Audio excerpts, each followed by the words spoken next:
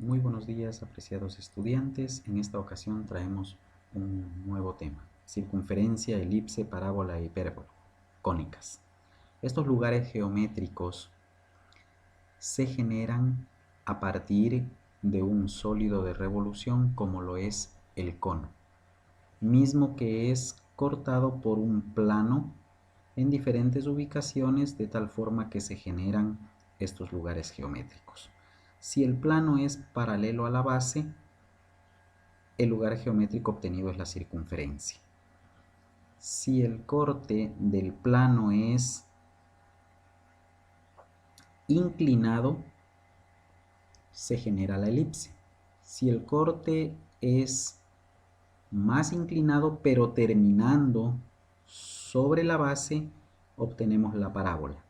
Y finalmente, si el corte es inclinado terminando en la base pero en ningún caso pasando por la generatriz, lo que se obtiene es una hipérbola. En esta entrega vamos a hablar exclusivamente de la circunferencia y la elipse. La circunferencia es el conjunto de puntos que equidistan, es decir, que están a la misma distancia de un punto llamado centro. Como podemos ver aquí en la gráfica, ¿sí? Tenemos el centro y todos los puntos que conforman la circunferencia están siempre a la misma distancia. A esta distancia la denominamos radio. Dentro de los elementos que nosotros podemos observar y que tenemos que siempre tener presente, ¿sí? Ya lo hemos dicho, el centro, que es el punto que siempre tiene la misma distancia a cualquier punto de la circunferencia.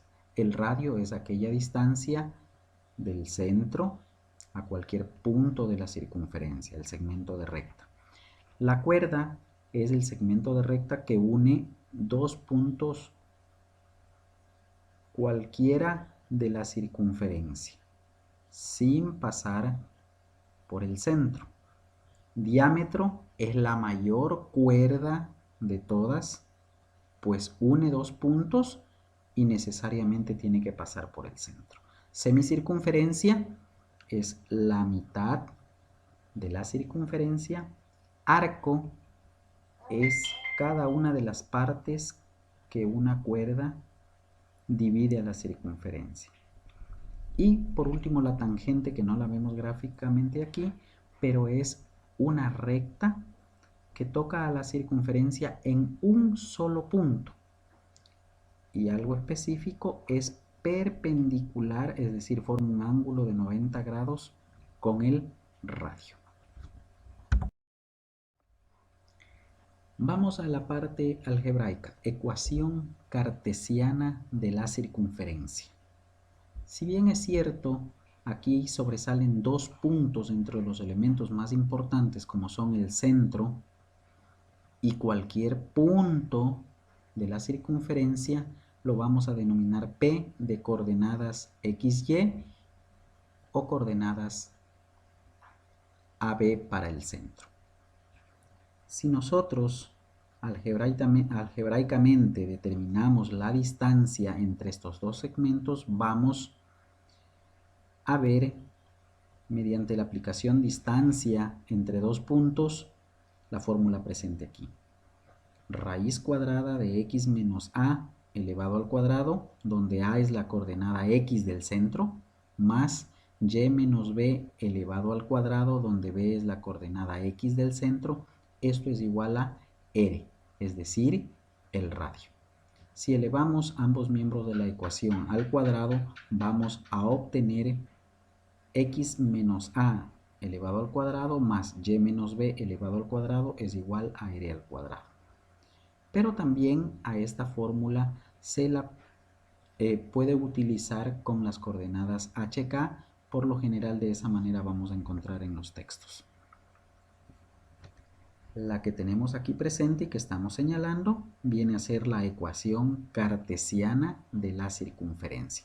x menos h elevado al cuadrado más y menos k elevado al cuadrado igual r al cuadrado.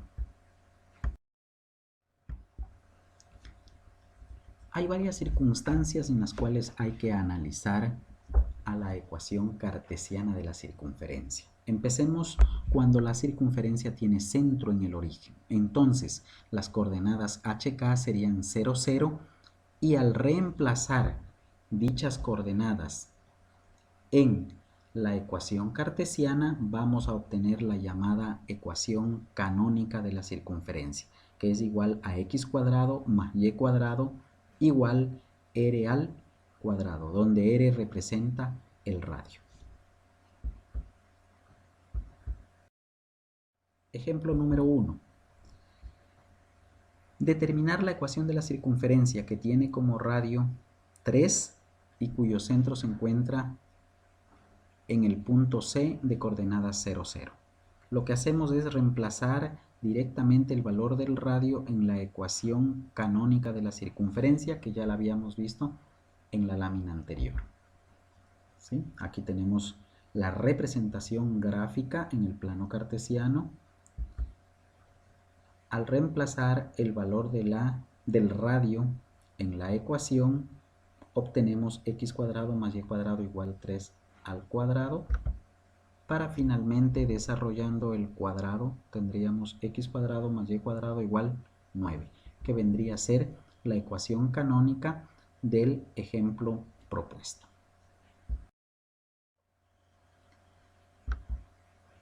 Otras circunstancias que vale la pena mencionar es cuando la circunferencia tiene centro fuera del origen. Es decir, las coordenadas hk son diferentes de 0. Para ello, pues como ya lo dijimos anteriormente, vamos a utilizar la ecuación cartesiana, que no es más que la que hemos obtenido de la distancia entre un punto C y cualquier punto de la circunferencia, y que la conocemos como x menos h elevado al cuadrado más y menos k elevado al cuadrado igual r cuadrado, donde h y k son las coordenadas del centro y r el radio. Ejemplo número 2.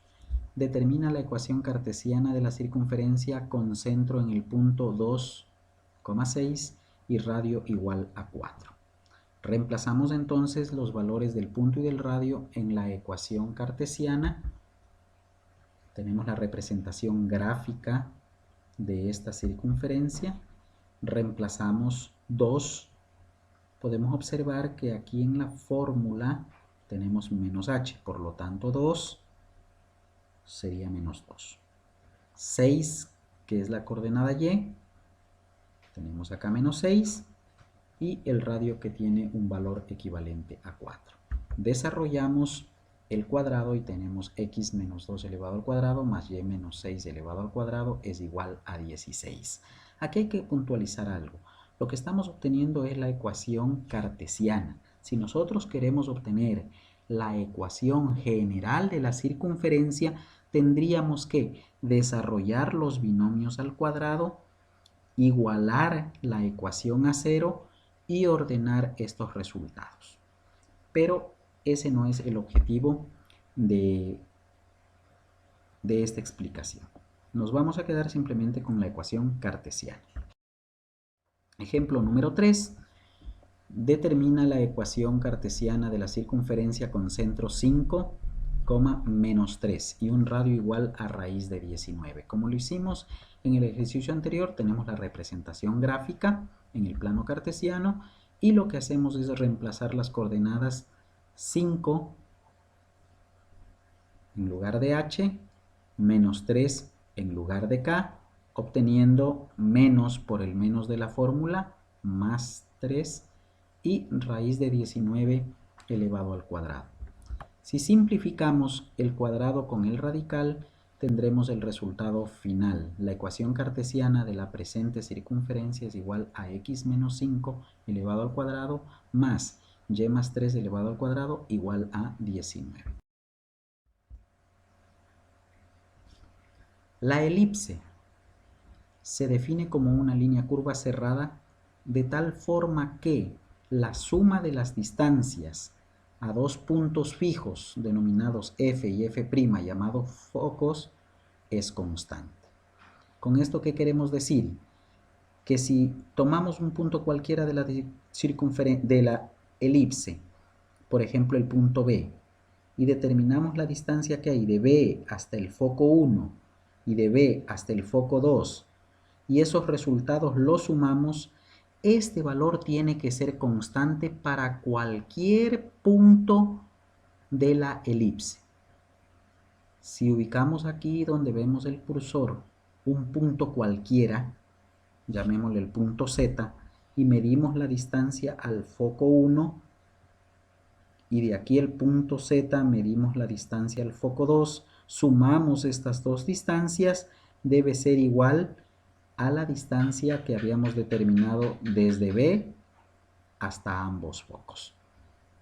Así se interpreta la definición de elipse. Pero hay algo importante que tenemos que resaltar acá también, como son los elementos de este lugar geométrico. El centro es el punto de intersección de los ejes. Es además el centro de simetría. La elipse tiene dos ejes. El eje principal o focal se lo determina así porque es el eje mayor o el eje más largo, y sobre este se encuentran ubicados los focos. Y este viene a ser también el eje de simetría. El eje secundario, que es el eje menor, de longitud menor, ¿sí? Y es la mediatriz del segmento que une a los focos. Es decir, el eje menor pasa exactamente por la mitad de la longitud total que hay entre ambos focos. Vértices. Cada elipse tiene 4 vértices, que son aquellos puntos donde los ejes, tanto principal como secundario, cortan al elipse. ¿Sí? Tenemos aquí señalando vértice 1, vértice 2, pero acá también en el eje menor tendríamos un vértice 3 y un vértice 4. La distancia focal, como ya lo dijimos anteriormente, es aquella distancia que separa un foco del otro, recordando que los focos siempre van a estar sobre el eje principal o focal. Distancia semifocal es la mitad de la distancia que separa a ambos focos. Semieje mayor o principal es la mitad del eje principal, al cual también vamos a denominar A. Recordemos, semieje mayor lo vamos a representar con la letra A minúscula. Y el semieje menor lo vamos a representar con la letra B minúscula. Y es el punto que se mide desde el centro hasta el vértice del eje secundario. Con estos elementos tenemos, creo yo, más que suficiente para poder analizar algunos ejemplos. Cabe recordar la excentricidad. No tenemos la fórmula aquí, la vamos a analizar más adelante, pero la excentricidad nos da la medida en que la elipse puede ser más redondeada o más ovalada. Vayamos entonces a la parte algebraica. Analicemos la elipse con centro en el origen. Aquí podemos observar dos gráficas. La elipse que tenemos a nuestra izquierda es una elipse vertical. Podemos observar que el eje principal o focal, ¿sí?, es paralelo al eje Y. Y el eje, a la derecha la elipse horizontal, donde el eje focal o principal es paralelo al eje de las X. Cuando la elipse es vertical y su centro es en el origen, la ecuación canónica está representada por la expresión que estamos resaltando aquí. X al cuadrado sobre B al cuadrado, recordemos que B representa el semieje menor, más Y al cuadrado sobre A elevado al cuadrado es igual a 1. Recordemos que A representa al semieje mayor, que en este caso es paralelo al eje Y. Cuando la elipse es horizontal, utilizamos la fórmula canónica o la ecuación canónica x al cuadrado sobre a al cuadrado, recordando que a es el semieje mayor, que en este caso es horizontal, más y al cuadrado sobre b al cuadrado, es decir, semieje secundario. Esto es igual a 1. Ejemplo número 4. Determinar la ecuación cartesiana de la elipse que tiene un semieje mayor igual a 5 que coincide con el eje de las ordenadas y un semieje menor igual a 3 que coincide con el eje de las abscisas X y su centro está en el origen. Primer asunto. Aquí nos menciona que la elipse con la cual vamos a trabajar es una elipse vertical. ¿Por qué reconocemos esto? Porque nos dice que el semieje mayor, que es igual a 5, coincide con el eje de las ordenadas Y. O también podía haber dicho es paralelo al eje Y. Por lo tanto, nosotros la fórmula que vamos a utilizar, la ecuación canónica de esta elipse será x al cuadrado sobre b al cuadrado más y al cuadrado sobre a al cuadrado es igual a 1. Dicho esto, entonces reemplazamos los datos brindados en la ecuación. Y esta sería, recordando que 3 era el semieje menor y 5 el semieje mayor. Reemplazamos, elevamos al cuadrado y obtenemos la ecuación canónica de la elipse propuesta, que la podemos apreciar en la gráfica. X elevado al cuadrado sobre 9 más y elevado al cuadrado sobre 25 es igual a 1. Veamos otro ejemplo. Ejemplo número 5. Este ejemplo ya nos presenta algunas variantes. Dada la ecuación cartesiana de la elipse x cuadrado sobre 8 al cuadrado más y al cuadrado sobre 5 al cuadrado es igual a 1, vamos a determinar lo siguiente.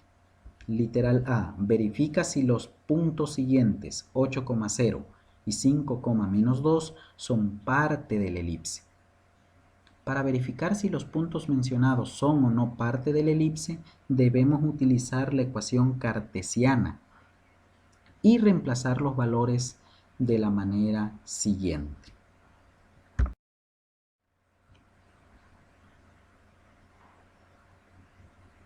X al cuadrado sobre 8 elevado al cuadrado más y al cuadrado sobre 5 elevado al cuadrado es igual a 1. ¿Por qué el 8 lo hemos ubicado reemplazando a X? ¿Y por qué el 0 lo hemos ubicado reemplazando a Y? Porque simplemente estas son las coordenadas del punto que estamos tratando de verificar. Ahora, el semieje mayor se lo ha ubicado, o así nos brinda el ejercicio, debajo de X. Esto nos indica que la elipse es horizontal. Se reemplazan los valores, se resuelve, se simplifica de ser necesario y obtenemos acá 1 más 0 es igual a 1, donde 1 es igual a 1. Por lo tanto, al ser una igualdad y al estar nosotros verificando, podemos determinar que esta igualdad se cumple. Por lo tanto, concluimos que el punto 8,0 sí es parte de la elipse. Ahora vamos a reemplazar el punto 5, menos 2 de la misma manera en la ecuación dada, ¿sí? Y tenemos 5, que es la coordenada x elevado al cuadrado, menos 2, que es la coordenada y elevado al cuadrado. Reemplazamos, elevamos al cuadrado, efectuamos la suma, la fracción la reducimos a un número decimal y comparamos. 550.625 no es igual a 1.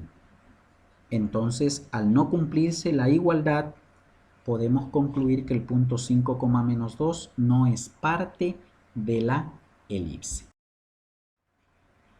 Continuamos, literal B. Escribe los vértices de la elipse. Ya lo habíamos analizado anteriormente. Al ser 8 el semieje mayor y estar como denominador de la coordenada x, esto nos da la idea que la elipse es horizontal. Por lo tanto, de esa manera lo vamos a interpretar. De acuerdo con la gráfica, al ser una elipse horizontal, entonces los vértices 1 y 2 corresponden a los vértices que están en el eje focal, siendo el vértice 1 a, 0. Como a tiene un valor de 8, tendremos el vértice 1 con coordenadas 8,0 y en la parte opuesta, es decir, menos a, 0, el vértice 2 sería menos 8,0 las coordenadas. Siendo que 5 es el semieje menor, que lo tenemos aquí, 0, b, al reemplazar nos quedaría el vértice número 3 con coordenadas 0,5 y en su opuesto las coordenadas del vértice 4, 0, menos 5. De esta manera nosotros hemos determinado los vértices de la elipse dada. Calcula los focos. Las coordenadas de los focos en una elipse horizontal vienen dadas por las coordenadas c, 0 menos c, 0. Pero para ello necesitamos conocer el valor de c, que se lo conoce como la distancia focal.